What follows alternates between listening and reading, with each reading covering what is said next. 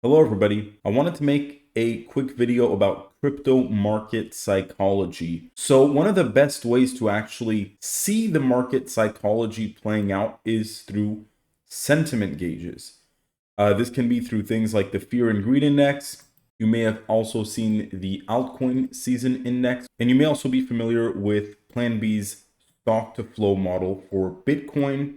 When we're talking about overall market psychology in trading, we're mostly referring to what is known as the Wall Street cheat sheet. In a natural market, okay, we have ups, downs, periods of contraction and expansion, right? And periods of consolidation. Now, within those periods, okay, the actual emotions and the psychology of traders is very specific. Now, is this going to help you enter a trade on the 15-minute time chart? No, okay. When we're looking at this, we're going to be looking more towards the daily time frame. However, what understanding the bigger market psychology is going to allow you to do is have an overall edge against other market participants. We can see here that usually we start getting a move higher, okay? And as time goes on, that move tends to get more aggressive. And since crypto is an unregulated market, a very pure market, psychology of the market is very visible. So we move into more and more excitement to the point where the cryptos are actually seeing massive moves on a daily and monthly basis. Okay, this is when we're going to be entering the thrill stage, belief stage maybe, and eventually the euphoria stage, which is going to mark our blow off top. Okay, now when this happens and we get a blow off top, for example, like back here, there is a little moment of complacency where people don't really believe that the market is actually burned out. Okay, this can be seen also back in 2018 when we hit 20K. Okay, we did indeed peak, but you can see a little bit of time actually went by here where we were seeing very wild fluctuations, but we were still a little bit range bound within those fluctuations. Okay, this was the period of complacency after the exact blow off top, okay, which was the peak of the euphoria. So we have the complacency. What comes next? Well, we start to get the actual drop, okay? Very similar to the move higher, the drop plays out equally as aggressively, especially towards the last stages of it. So it starts with the drop actually happening, which causes a lot of anxiety for traders, right? Why is the dip taking so long to recover? And then we start getting pretty big price drops, okay? So this is crypto where the moves are already pretty extreme. We're talking about maybe a 30% drop for Bitcoin after, the top. But from the high, okay, when we start entering those bigger stages of fear, we're talking about 50% plus drops. So now we start to see denial and then panic start to come in to the trader's psychology. Okay, here is a situation where you want to sometimes be, playing with the herd, along the herd, but always knowing where you are in the market cycle. And then when that market cycle changes, you're going to want to go against the herd. Okay, so when you see the market taking off, you see the buildup of the trader psychology, right? The excitement is building, building, building.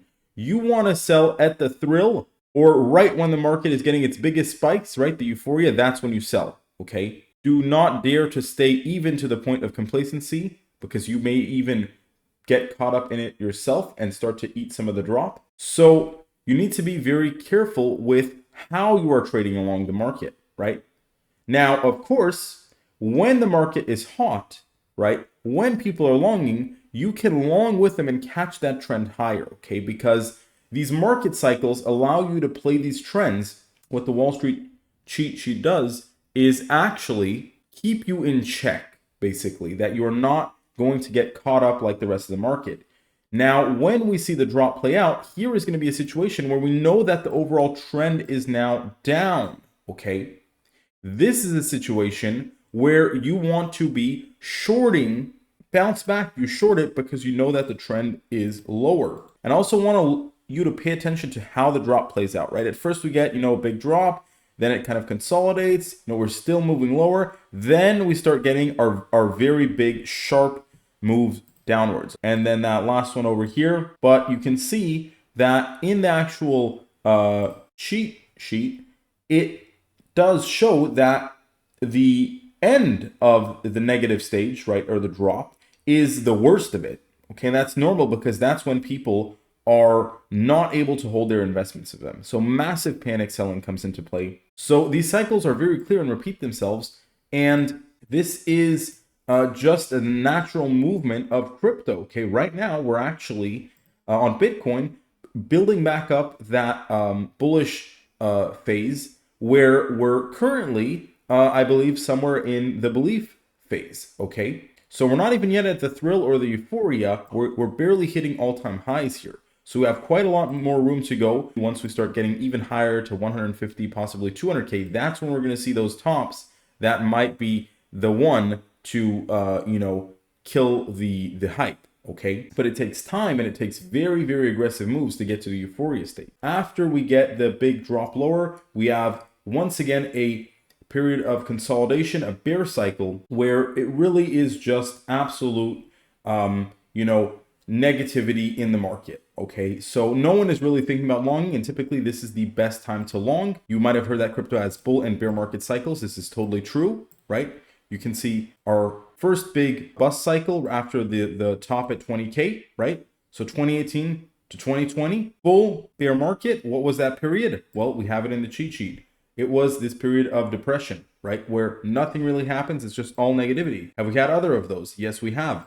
It was right here between 2022 and 2020. So you can see that, very similarly, right? We had a lot of negativity here. This was the Solana crash. But what happened, that's when we found our bottom, and that's when we're higher, exactly like back during the bear cycle in 2018. So the idea that I want you to realize here is that we can sell at the tops during the hype and also buy at the bottoms when there's total negativity. Shorter term trading, well, we know that we want to be having a bit of a long bias when we're in the bull stages, right? However, when it's bear time, you need to do the opposite. You need to start shorting the moves higher, shorting those short-term spikes, because we know that the path is downwards. Thank you for watching, everybody. Don't forget to join the Mastermind Trade Club on Telegram, link in the description below. Thank you for watching.